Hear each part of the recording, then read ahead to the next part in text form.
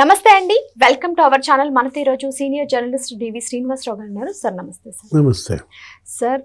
ఈనాడు సంస్థల అధినేత రామోజీరావు గారి మధ్య, అలాగే ఉండవల్లి అరుణ్ కుమార్ మధ్య 2 దశాబ్దాలుగా ఒక పోరాటం జరిగిందని చెప్పుకోవచ్చు.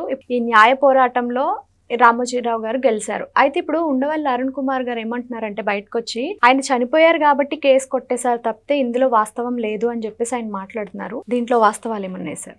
నిన్న ఆయన ప్రెస్ మీట్ కూడా పెట్టారు. అసలు ఇవాళ సాక్షి పేపర్ ఆ ప్రెస్ మీట్ ఫస్ట్ పేజీలో సగం వేసింది. ఆయన ఫోటోతో మామూలుగా హైలైట్ చేసిందా? ఆయన ప్రెస్ మీట్లో నిన్న మాట్లాడుతూ పాపం ఈనాడు పైన అసలు నన్ను బ్యాన్ చేసింది ఈనాడు ఇన్నాళ్ళు, ఇవాళ ఏదో నా పేరు రాశారు ఫస్ట్ పేజీలో, థ్యాంక్స్ అంటాడు. అంటే తను నిన్న మాట్లాడుతూ ఏమన్నాడు, ఈనాడు మీద రామోజీరావు మీద నాకేముంటుంది వ్యక్తిగత కక్ష.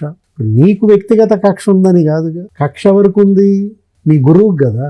రాజశేఖర రెడ్డి కక్ష నువ్వు తీర్చుకున్నావు, జగన్మోహన్ రెడ్డి కక్ష నువ్వు ఉపయోగపడ్డావు, ఆ కుటుంబం ఈనాడు పైన కక్ష కట్టింది, వైఎస్ కుటుంబానికి నువ్వు ఒక పావుగా ఉపయోగపడ్డావు, మీ ఇద్దరి మధ్య క్విడ్ ప్రోకో. ఏది, రాజశేఖర రెడ్డి నీకు పార్లమెంట్ సీట్ ఇస్తాడు, 2 సార్లు గెలిపిస్తాడు, డబ్బులంతా సమకూరుస్తారు. కేవీపీ రామచంద్రరావు, వైఎస్ రాజశేఖర రెడ్డి, జగన్మోహన్ రెడ్డి, ఉండవల్లి, ఈ బంధం ఎవరికి తెలియదు? అందరికీ తెలిసిందే కదా. అంటే కాంగ్రెస్ పార్టీకి వ్యతిరేకంగా తన పత్రికని నడిపాడన్న కక్షతో రాజశేఖర రెడ్డి రామోజీరావు గారిని టార్గెట్ చేశాడు. ఇది ఇష్యూ. సరే, మార్గదర్శి ఫైనాన్సియర్స్, ఇవాళ మార్గదర్శి చిట్ ఫండ్స్, ఇవి రామోజీరావు గారికి ఉచ్ఛ్వాస నిశ్వాసలు, ఆయన యొక్క సంస్థలకి అదే ఊపిరి, దాన్ని కట్ చేయాలి అని రాజశేఖర్ రెడ్డి, అక్కడ ఉన్న కేవీపీ రామచంద్రరావు వాళ్ళు ఇచ్చిన ఆ స్క్రిప్ట్, ఆ ప్లాన్ ఇతను ఎగ్జిబిట్ చేశాడు. అదే ఈ 18 ఏళ్ల పోరాటం. ఆ మహా దిగ్గజ పారిశ్రామికవేత్త ఇవాళ భౌతికంగా మనకు దూరం అయ్యారు. నరకం చూపించారు, చిత్రహింసలు పెట్టారు. 90 ఏళ్ల వయసులో ఆయన హాస్పిటల్లో చేరిన జగన్మోహన్ రెడ్డి వదలలేదు ఎంక్వైరీల పేరుతో.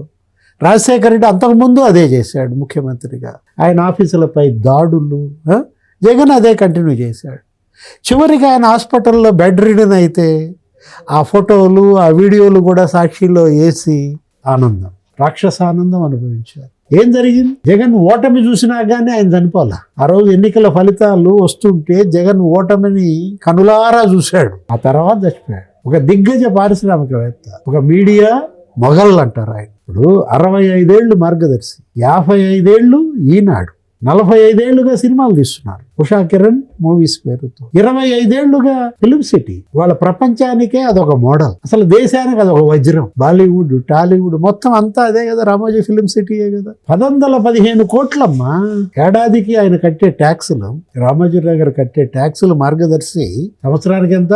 115 కోట్లు. జిఎస్టీయే 275 కోట్లు ఖర్చు పెడతారు, ప్రభుత్వానికి ఇస్తారు ఆదాయం. అంటే రామోజీరావు ఆయన సంస్థలు ఈ ప్రభుత్వానికి కట్టే ట్యాక్సులతో పేదలకు ఒక వెల్ఫేర్ స్కీమ్ నడుస్తుంది, 2-3 స్కీములు నడుస్తాయి. అసలు అన్నా క్యాంటీన్లు అయితే లాంటివి అయితే ఒక 10 స్కీములు నడుపుకోవచ్చు. ఇప్పుడు ఈ మార్గదర్శి ఏంటి, దాని యొక్క హిస్టరీ 65 ఏళ్ళు. దీని యొక్క టర్న్ ఓవర్ ఎంత?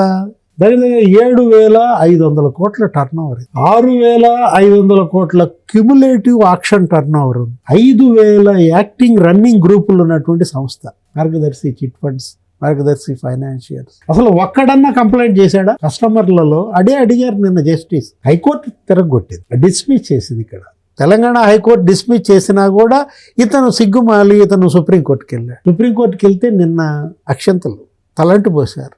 ఏమన్నారు? మీ వ్యక్తిగత వివాదం ఇది అన్నారు. ఈయన అడ్వకేట్ ఏదో మాట్లాడబోయాడు, ఇంకా ఏదో మాట్లాడబోయాడు. అసలు ఆ రామోజీ వల్ల, మార్గదర్శి వల్ల నష్టపోయిన వాళ్ళు ఎవరన్నా ఉన్నారా? వాళ్ళు కోర్టుకు వస్తే మాట్లాడు, వాళ్ళ యొక్క వాయిస్ ఏంటది, న్యాయం చేస్తుంది కోర్టు. ఒక్క కస్టమర్ కోర్టుకి రాలేదంటే అది కదా నమ్మకం, విశ్వాసం ప్రజల్లో రామోజీ సంస్థల పట్ల. అంటే నువ్వు వ్యక్తిగత కక్ష, వాళ్ళకెవరికో ఉన్న కక్ష నువ్వు తీర్చుకోవడానికి వాళ్ళ చేతిలో ఆయుధం, అది తిట్టారు. సుప్రీంకోర్టు కూడా ఏముంది, ఇంకా మీరు కనుక దీనిపైన వాదనలు కొనసాగిస్తే మాకు అనుమానాలు పెరుగుతాయన్నారు. ఇది మీ వ్యక్తిగత వివాదం, దీన్ని మీరు రాజకీయ కక్ష కోసమో వ్యక్తిగత కక్ష కోసమో సుప్రీంకోర్టు హైకోర్టుల యొక్క విలువైన సమయాన్ని వృధా చేస్తే. ఇప్పుడు ఈ సాక్షిలో ఇవాళ వచ్చినటువంటి ఆ ఫస్ట్ పేజీలో ఆయన ఇంటర్వ్యూ ఏంటి సారాంశం? కడిగిన ముత్యంలా బయటకు వచ్చాడు రామోజీరావు అని రాసిందంటే ఈనాడు. అబ్బో, అసలు ఈయనకి తట్టుకోలేకపోతున్నాడు, కడుపు మంట.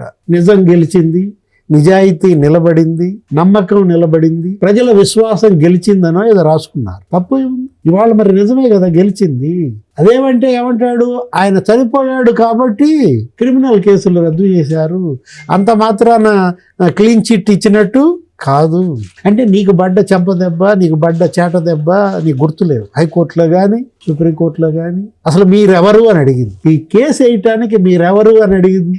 ఇంకా అంతకన్నా సిగ్గు చేయటేంటి? అదేమంటే ఏమంటాడు, ఓ అది ఇప్పుడే కాదు అడిగింది, 2018లో కూడా అడిగింది నన్ను హైకోర్టు అని చెబుతున్నాడు. అంటే ఇప్పుడు తను మాట్లాడుతూ ఏమంటాడు, నేను దీనిపైన ఆర్బీఐని ప్రశ్నిస్తా, రిజర్వ్ బ్యాంక్ని నిలదీస్తా, ఈ అక్రమాల పైన రెట్టింపు జరిమానా వేసే అవకాశం కూడా ఉంది, పార్లమెంటరీ ఆర్థిక వ్యవహారాల కమిటీని కలుస్తా.